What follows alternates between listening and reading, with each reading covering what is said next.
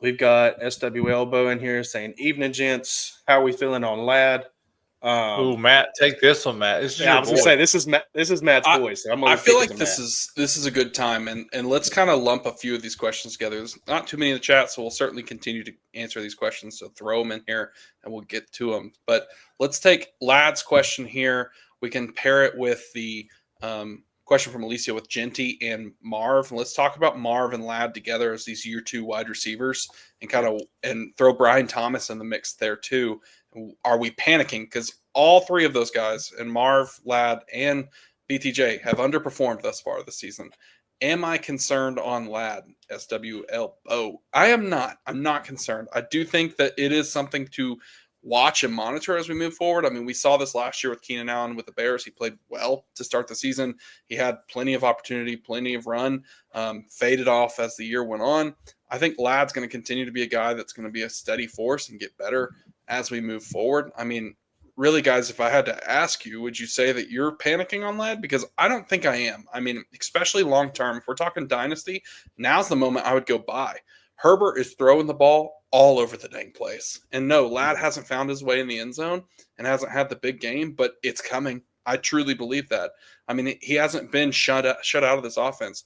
Week 1, 9 targets. Week 2, 5 targets. Week 3, 7 targets. He's had over 40 yards in every single game. He just hasn't gotten the end zone. QJ's one having these big plays and scoring. So if Herbert continues to throw the ball like he has been, which I think they'll continue to do, and losing Najee Harris, to me, in my opinion, only aids to that. I mean, Hampton has to step up and be the rusher, and I've not been that impressed with what I've seen from him actually running the ball. I mean, Herbert's thrown the ball 34 times, 27 times, and 47 times this year.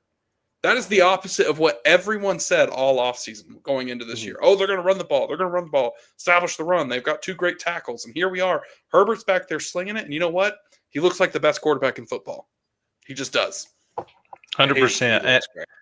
I think I have a little concern on Lad in redraft the rest of this year. And this is not about Lad playing bad. Like, Lad's not playing bad. The offense has expanded. And as a result, they're playing better, and it looks like a more formidable offense than last year because of the emergence of QJ and a little bit of help from Keenan Allen, right? The offense just simply looks better. I don't think Lad and Dynasty I'm not concerned about, but if you're expecting Lad from last year, the rest of this year, I think you're going to be disappointed. Totally agree. That's a great way to put it. Redraft is a totally different mindset. Yeah, and we all you spoke about it at this point, but that's the Keenan Allen effect, right? Him and Justin Herbert had great rapport. The first time when he was with the Chargers, he went to the Bears, kind of monkeyed around there and tried to get some, targets and stuff, but he ended up coming back to the Chargers. And so he's really kind of taken some of Lad's role, if we want to talk about it for redraft purposes, right? He's the one that's found the end zone. They still have that rapport, but like you guys said, Lad hasn't completely disappeared. I mean, he's still kind of being used as that chain mover. He's going to get him down the field. He'll eventually fall in the end zone, and you'll be happy with him. So I'll echo what you guys are saying as far as I'm not worried about Lad in Dynasty. And yes, like Uncle Piff says here, absolutely go buy low if you can. So Matt, you talked about, kind of packaging these questions together here. And we had Alicia kind of show up. She said, Marvin Harrison Jr., and then we said Brian Thomas Jr. as well.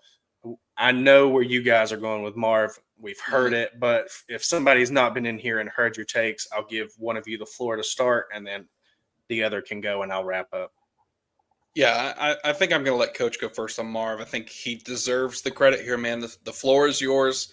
You have called this from the beginning, so go ahead. I've been saying since he was drafted that Marvin Harrison Jr. is just a mid wide receiver. He's average. He's an okay wide receiver. Would you take a Marvin Harrison Jr. on your team as a second wide receiver?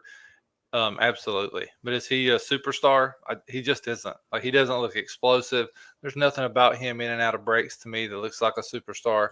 He is not going to meet expectations. I've been saying that from the beginning, and I still maintain that. Yeah, I think Marv is a difficult case, man. I mean, you can't you can't say anything other than he's just underperformed. I mean, the snap share has been there since day one. He's playing 90% of the snaps. The target share has been pretty good. I mean, 6, 5, and 6. Could you ask for more? Absolutely. But the ball is going his way, and he just frankly hasn't really done anything with it. This past week, he had the big drops. He's had a couple of those over his career. I mean, year one was floated by touchdowns where he had 8, and he was wide receiver 30 overall. If I'm not mistaken, I think he was drafted as wide receiver like 8 that year, maybe 9. Mm-hmm. I know he's like top 12, and it's insane. Like, we put him on this pedestal, and I've talked about this, I think, with maybe Chris Croster, someone. We're spoiled by the rookie wide receivers we've had in the past. Not every rookie is going to be, what Brian Thomas was last year, or what, Justin Jefferson, Jamar Chase. Like, those guys are the exception to the rule. So it's okay to expect these younger guys to take a little bit to come on. In the case of Marv, it didn't happen year one. He had 116 targets. He only had 62 catches. He had 885 yards. So the opportunity just didn't amount to much production. Now, is that something that could change this year? 100%. 10 catches on the year, 142 yards, and 1 touchdown. He can absolutely turn around and be better. But the main problem to me in this Cardinals offense kind of rolls into the question here from Jared of, what do we do about Kyler Murray? Is Kyler Murray someone you can trust? Would you be willing to trade him for Fields or Love? I don't know. I think in this situation, I'd probably hold Kyler Murray over both those guys, but there's no doubt in my mind that Kyler Murray is part of the problem for Marv. He just, frankly, isn't at that NFL level quarterback that everyone thinks he can be. He's great for fantasy. He's going to score a ton of fantasy points at times, but he's just really inconsistent and hard to trust. But the other thing about Marv is, like, he's the only receiver there. Like, he's the only receiver they have, and he's still not producing. That's the concern, right? Michael Wilson, Greg Dortch, Zay Jones. Yeah. And he can't do it.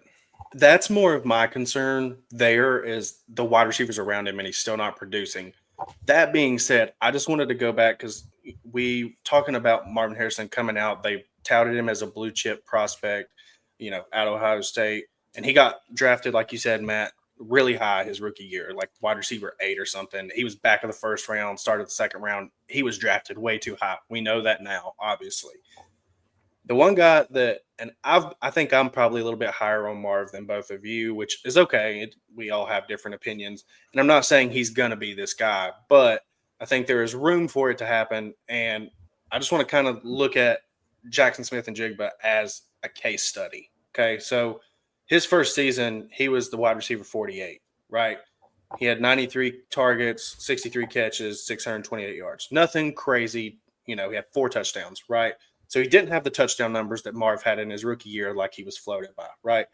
Now, his second year coming into the league, obviously last year he was the wide receiver 10 in half PPR, had 100 catches for 1,130 yards and 6 touchdowns. Now, do I expect Marv to hit that this year? No, but I think these, like Matt said earlier, we've been spoiled by rookie wide receivers. When you have Justin Jefferson and Jamar Chase and Malik Neighbors all come out, and they all are just target hogs, and they are explosive, and they look great from the get-go, it's kind of hard when you see other rookie wide receivers struggle at the start to just kind of be like, okay, well, they're just not it.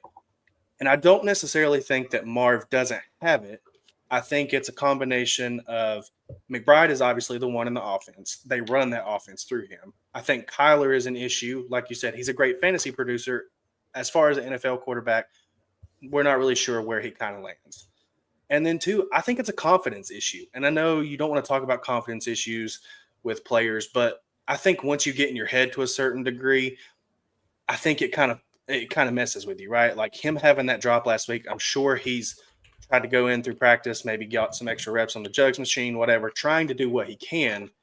But if we're also talking about, we mentioned him earlier, somebody else that's going to be going through some confidence issues, it's Brian Thomas Jr., right? Like, yes, he looks better. He has more targets, but he's having just as egregious drops and arguably kind of looks the same, if not worse, this year in an offense that he was, we were expecting him to take a big leap forward in Liam Cohen's offense, and yet everybody still likes Brian Thomas Jr. So for me, I'm not saying that those two are the same, but I just don't want us to swing the pendulum way too far and say, okay, well, I'm out on Marv for Dynasty, and I'm willing to just throw it out.